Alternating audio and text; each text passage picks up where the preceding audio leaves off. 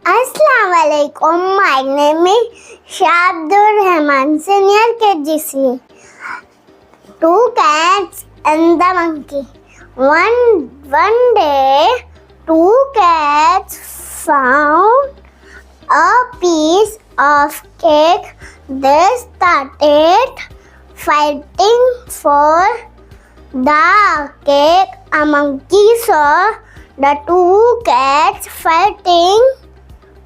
He took the cake and made two parts of it.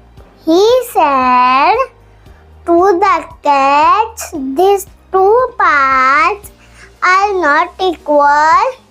This one is bigger than the other."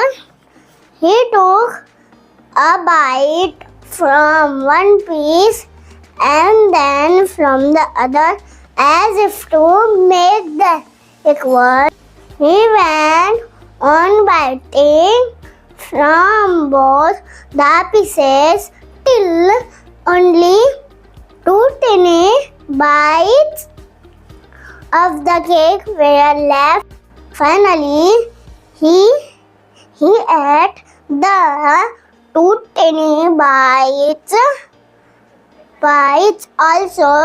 The cats did not get any cake at all. Thank you.